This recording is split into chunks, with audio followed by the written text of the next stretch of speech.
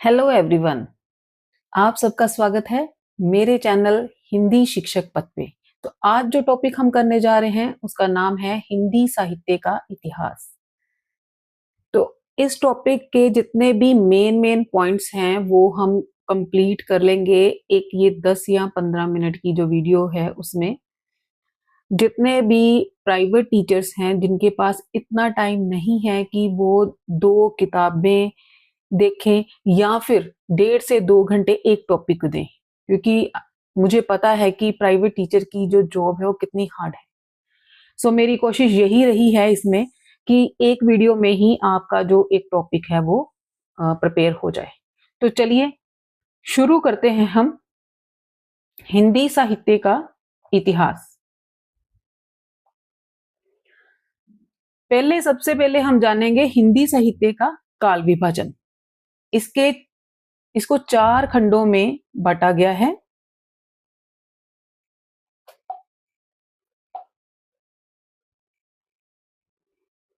आदिकाल, वीरगाथा काल, पूर्व मध्यकाल, भक्ति काल, उत्तर मध्यकाल को रीतकाल भी कहा गया है और आधुनिक काल को गद्य काल भी कहा गया है। हिंदी साहित्य के 4 कालखंड जो हैं उनके नाम और उनकी समय सीमा कितनी है वो भी यहाँ पे बताई गई है। आदि काल को वीरगाथा काल कहा गया है जिसकी समय सीमा रहेगी 1050 से 1375 तक। पूर्व मध्य काल जिसको भक्ति काल कहा गया है उसका समय है 1375 से 1700। उत्तर मध्य काल जिसको रीत काल कहा गया है उसकी समय सीमा है 1700 से 1900। आधुनिक काल गद्य काल उसकी समय सीमा कितनी है 1900 से लेकर अब तक। सबसे पहले अब हम देखेंगे आदिकाल को जिसको वीरगाथा काल भी कहा गया है जिसकी समय सीमा कितनी है 1050 से लेके 1375 तक।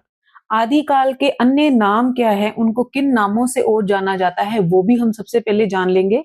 सबसे पहले है वीरगाथा काल, फिर है सिद्ध सामंत काल, चारण काल, प्रारंभिक काल, आरंभिक काल और बीजवपन काल।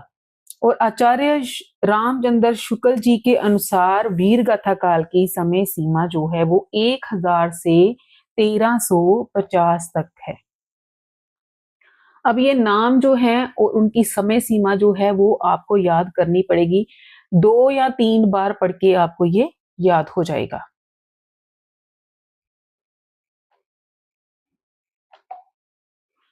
उसके बाद आ जाएगा आदिकाल की प्रमुख प्रवृत्तियां कौन सी हैं।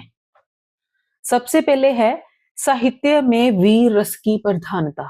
इसमें वीर रस की प्रधानता रही है और जिसमें वीरों के यश गान, राजाओं की प्रशंसा वो की गई है। जो भाषा है इसमें प्रयोग हुई वो अपभ्रंश तथा देशज रूपों से प्रभावित थी। अधिकांश रचनाएं जो है वो चारणों तथा भाटों द्वारा रची गई थी। समाज में युद्ध प्रियता और वीरता का प्रभाव जो है वो झलकता है। साहित्य में धार्मिकता से अधिक राजनीतिक और वीरता परक झुकाव रहा है। ये चीज आपने याद रखनी है। काव्य में सरलता और अडंबरहीनता और लोक जीवन की झलक मिलती है। आश्रयदाताओं की प्रशंसा की गई है। इसमें युद्धों के सुंदर और सजीव चित्रण मिलते हैं। इसमें वीर रस के साथ साथ श्रृंगार रस का वर्णन किया गया है। ऐतिहासिकता के संदर्भ में कल्पना की प्रचुरता पाई गई है। अप्रमाणिक रचनाएं हैं बहुत और सामूहिक राष्ट्रीयता का अभाव है। और भाषा जो है वो डिंगल पिंगल भाषा का प्रयोग किया गया है।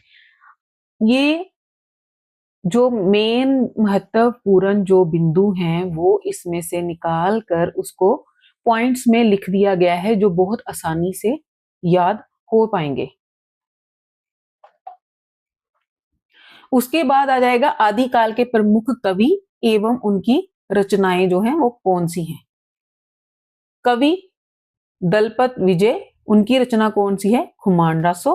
चंद्र बरदई पृथ्वीराज रासो, नरपतनाल बीसल देव रासो। उसके बाद आ जाएगा नल सिंह भट्ट, विजयपाल रासो। विद्यापति उनकी है कीर्तिलता, कीर्तिपिता का पदावली लिखनावली। सरहप्पा की दोहा कोश, स्वयंभू, पद्मचरु ऋषनोम चरु, केदार भट्ट या भटकेदार की जयचंद प्रकाश और अब्दुल रहमान की संदेश रसक। तो ये इंपॉर्टेंट है इनकी रचनाएं। उसके बाद आ जाएगा अलवार भक्त संत जो हैं वो कौन है और उनके नाम क्या हैं। महिला भक्तों में अंडाल का नाम प्रमुख है, जिन्हें दक्षिण भारत की मीरा भी कहा गया है। और इन 12 संत भक्तों के नाम जो है वो यहाँ पे दे दिए गए हैं, जिसको 2-3 बार पढ़कर आपको याद हो जाएगा। उसके बाद आ जाएगा आदिकाल का नामकरण करने वाले लेखक कौन थे। ये भी बहुत ही इंपॉर्टेंट क्वेश्चन है। आचार्य हजारी प्रसाद द्विवेदी, उन्होंने इसको आदिकाल कहा है। आचार्य रामचंद्र शुक्ल जो हैं उन्होंने वीर गाथा काल कहा है। विश्वनाथ प्रसाद मिश्र, उन्होंने इसे वीर काल कहा है। राहुल संकृत्यायन ने सिद्ध संप्रदाय काल कहा है। गणपति चंद्र शुक्ल जो है उन्होंने आरंभिक काल कहा है। मिश्र बंधु उन्होंने प्रारंभिक काल कहा है। महावीर प्रसाद द्विवेदी जो है उन्होंने बीजवपन काल कहा है। डॉक्टर राजकुमार वर्मा एवं जॉर्ज ए गियरसन ने चारण काल कहा है। तो इसमें आदिकाल का जो नाम और उनके लेखकों ने उनको किस नाम से पुकारा है वो इसमें बताया गया है। ये इंपॉर्टेंट है।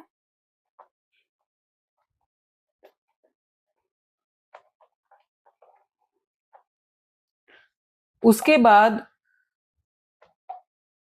आ जाएगा आदिकाल का साहित्य, और उसमें भाषा कौन सी प्रयोग की गई है, कवि कौन से हैं, उनकी रचना कौन सी है, विशेषता क्या है, वो सारी बताई जाएगी। सबसे पहले आ जाएगा वीर गाथा साहित्य या रासो साहित्य। भाषा कौन सी थी? प्रारंभिक, ब्रज, अवधि, अभ्रंश और मिश्रित भाषा। इसके रचनाकार कौन से हैं? चंद्रबरदई, जागनिक, नरपत, नाल, बीसल देव, रासो। विशेषता क्या है इसकी? वीररस, राजाओं और योद्धाओं की शौर्य गाथाएं।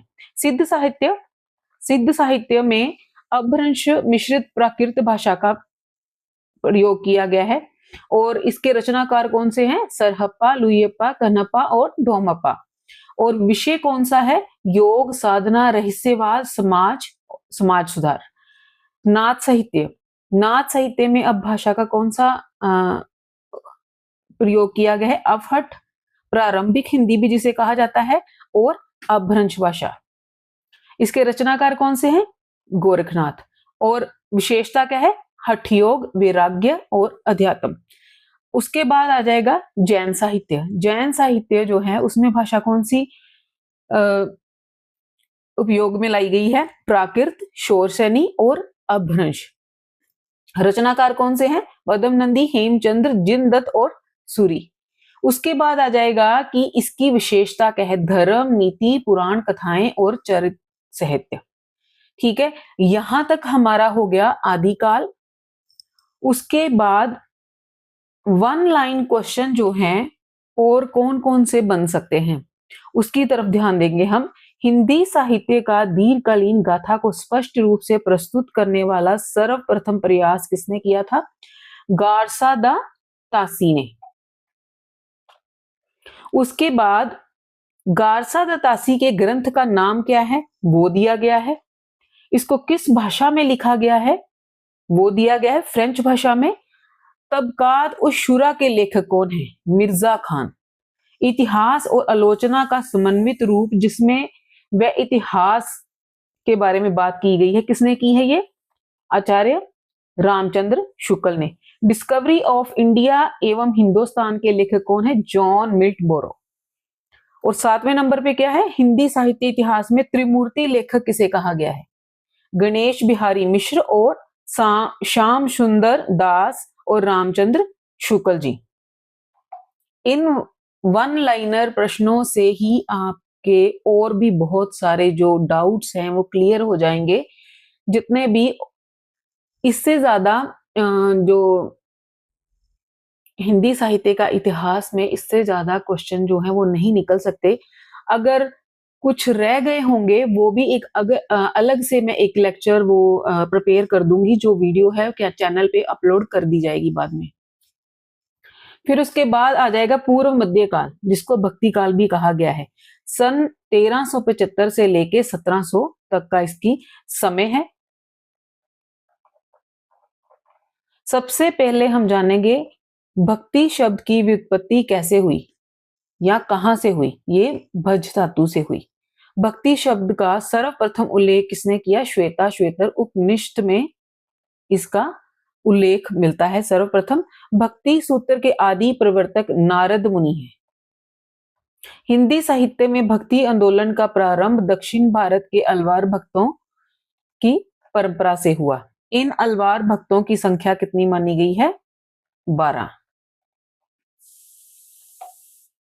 उसके बाद आ जाएगा भक्ति काल के बारे में महत्वपूर्ण जो और तथ्य हैं वो। गियरसन महोदय ने भक्ति काल को हिंदी साहित्य का स्वर्ण काल भी कहा है। आचार्य रामचंद्र शुक्ल उन्होंने पूर्व मध्य काल को भक्ति काल भी कहा है और स्वर्ण युग भी कहा है। भक्ति काल को 2 भागों में बांटा गया है, सगुण काव्य धारा और निर्गुण काव्य धारा। ये इसका एक तालिका बनाई हुई है जिसके बारे में हम अगली वीडियो में विस्तार से चर्चा करेंगे।